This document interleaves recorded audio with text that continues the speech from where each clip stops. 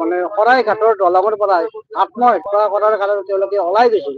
কিন্তু আমি গম পালো যে এইটো কথাটো বেয়া কথা হ'ব। আমি যিহেতু গণতান্ত্ৰিক দেশ, আমি অহিংসা পদ্ধতিৰে আন্দোলন কৰি আমাৰ সমস্যাটো সমাধান কৰা হ'ব।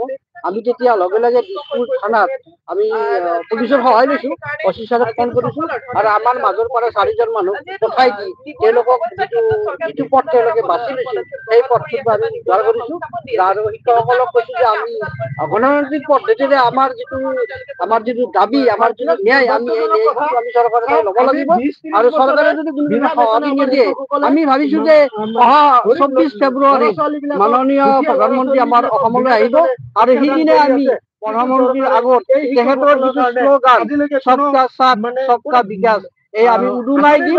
আমি 5,000 শিক্ষকে সেই সভাস্থলীত আমি প্ৰতিবাদ কাৰ্যসূচী কৰিম আৰু যেতিয়ালৈকে আমাৰ দাবী নামানে তেতিয়ালৈকে আমি আন্দোলনৰ যি ধাৰা গণতান্ত্ৰিক পদ্ধতিৰে আমি আন্দোলন কৰি থাকিম। এই অনশনৰ কাৰ্যসূচী কিমান দিন চলিব আপোনালোকৰ? আমাৰ কাৰ্যসূচী 3 দিনৰ কাৰণে লৈছো। আজি আমি চাওঁ চৰকাৰৰ পৰা আহে নে নাহে। যদি নাহে তেতিয়াহ'লে 12 বজাত আমি হয়তো অনশন ভংগ কৰি আমি ৰাজপথ ঘেৰাও বা দিছপুৰ ঘেৰাও কাৰ্যসূচী আমি ল'বলৈ আমাক চৰকাৰে যেন বাধ্য নকৰে। ধন্যবাদ জ্ঞাপন কৰিছো। কি কম, চৰকাৰখনে আমাক শিক্ষকসকলে কোনো ধৰণৰ গুৰুত্ব দিয়া নাই। আচলতে বিভিন্ন সময়ত আমাৰ প্ৰতিনিধি বৰ্গক মাতি শিক্ষামন্ত্ৰীয়ে বিভিন্ন আশ্বাস দিয়ে, কিন্তু সেই আশ্বাস হৈ থাকে, কাৰ্যকৰী একো নহয়। গতিকে আমি এতিয়া বাধ্য হ'ম জংগী আন্দোলন কৰাৰ কাৰণে। হয়, যোৱাকালি আমাৰ কেইবাজনো শৰাইঘাটলৈ গৈছিল, কিন্তু আমাৰ তৎপৰতাৰ বাবে হয়তো বিশেষভাৱে খা খবৰ পৰা পুলিচৰ সহায় লৈ তেওঁলোকক অনা হৈছে। হয়, আজিলৈকে এতিয়া এই পৰ্যন্ত আমি 3দিনীয়া অনশন কাৰ্যসূচী ইয়াত পালন কৰি আহিছো। এতিয়ালৈকে চৰকাৰৰ কোনো বিভাগৰ কৰ্তৃপক্ষ প্ৰতিনিধি আমাৰ মাজত আহি উপস্থিত হোৱা নাই।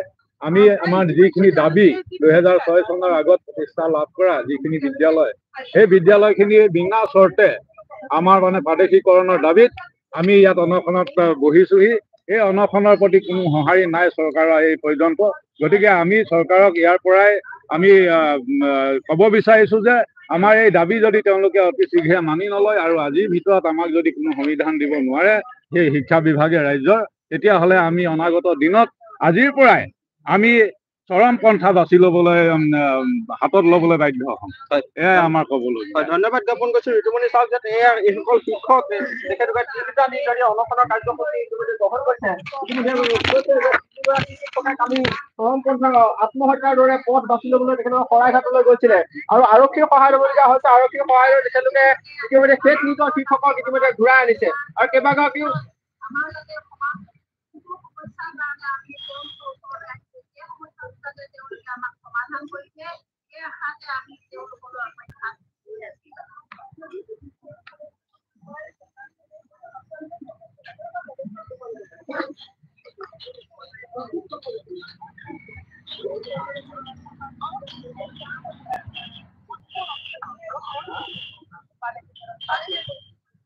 হয়, ইতিমধ্যে শিক্ষকসকলৰ যি পৰিৱেশ 3টা দিন ধৰি এনেদৰে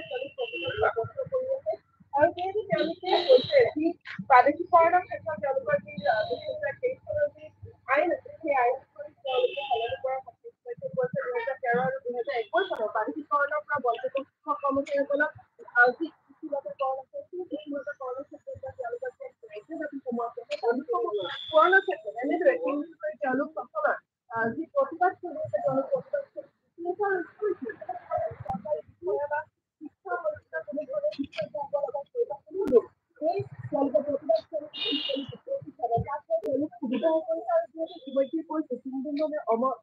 আমাৰ অন্নখনত বচাই থৈছে তেওঁলোকৰ কিছু লোক ইতিমধ্যে অসুস্থ হৈ মেডিকেলত এডমিট হ'বলগীয়া হৈ আছে।